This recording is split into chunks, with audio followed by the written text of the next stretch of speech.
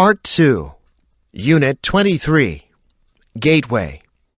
While the transportation infrastructure may shape where we travel today, in the early eras of travel, it determined whether people could travel at all. The development and improvement of transportation was one of the most important factors in allowing modern tourism to develop on a large scale and become a regular part of the lives of billions of people around the world. Another important factor was the industrialization that led to more efficient transportation of factory products to consumers than ever before. Technological advances provided the basis for the explosive expansion of local, regional, and global transportation networks, and made travel faster, easier, and cheaper. This not only created new tourist-generating and tourist-receiving regions, but also prompted a host of other changes in the tourism infrastructure, such as accommodations. As a result, the availability of transportation infrastructure and services has been considered a fundamental precondition for tourism. Exercise 1.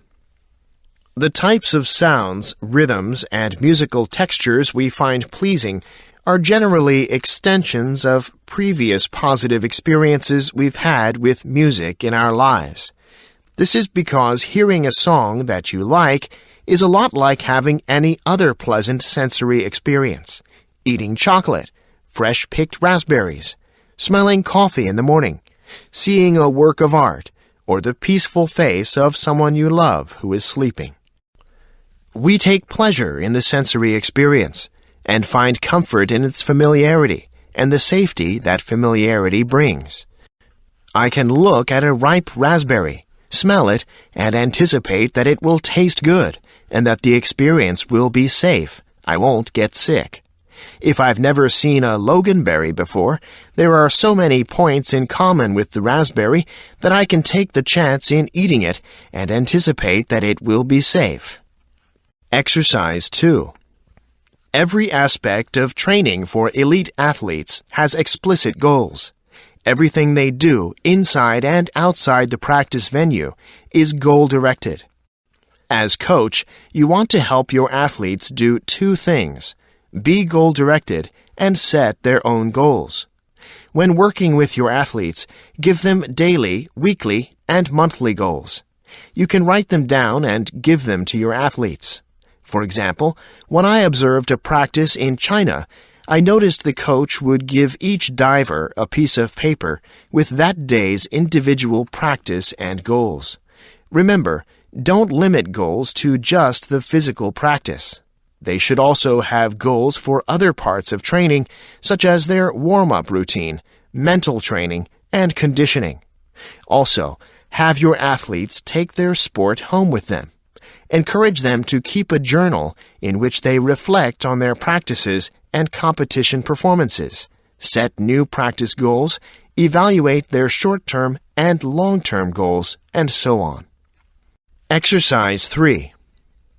With some songs, the communication of a dominant emotional mood or a specific rhythmic feel are just as important as the communication of the lyrics.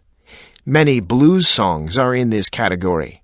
Despite the differences implied by genre and tradition, it is safe to say that the successful communication of a text is not always necessary for a successful singing performance, and it is never sufficient.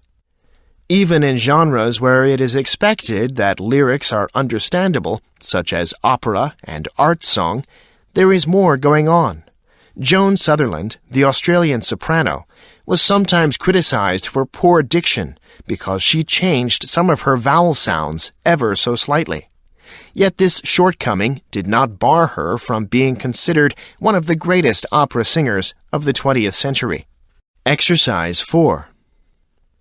Joy Batchelor is a British-based animator who founded the Halas and Batchelor Studio with John Halas. Batchelor's father encouraged her drawing skills as a child.